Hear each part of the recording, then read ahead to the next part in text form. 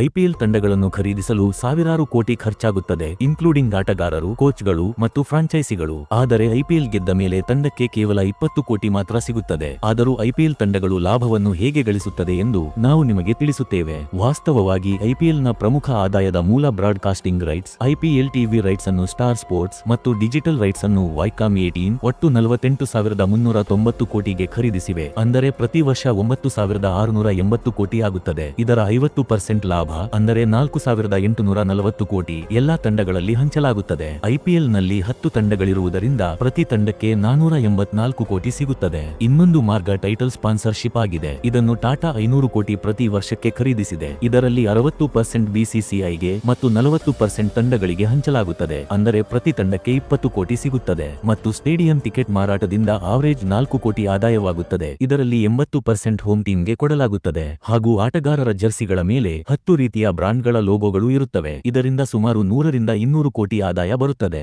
ಇವುಗಳ ಜೊತೆಗೆ ಮರ್ಚಂಡೈಸ್ ಮಾರಾಟ ಮತ್ತು ಟಿವಿ ಅಡ್ವರ್ಟೈಸ್ಮೆಂಟ್ ಆಟಗಾರರು ತಮ್ಮ ಬ್ರಾಂಡ್ಗಳಿಗಾಗಿ ಮಾಡುವುದರಿಂದ ಇದು ತಂಡದ ಪ್ರಮುಖ ಲಾಭದ ದೊಡ್ಡ ಮಾರ್ಗವಾಗಿದೆ. ಸ್ನೇಹಿತರೆ, ಈ ವಿಡಿಯೋಗೂ ಮುನ್ನ ನಿಮಗೆ ಇವೆಲ್ಲದರ ಬಗ್ಗೆ ಗೊತ್ತಿತ್ತೋ ಇಲ್ಲವೋ ಎಸ್ ಅಥವಾ ನೋ ಎಂದು ಕಮೆಂಟ್ ಮಾಡುವ ಮೂಲಕ ತಿಳಿಸಿ.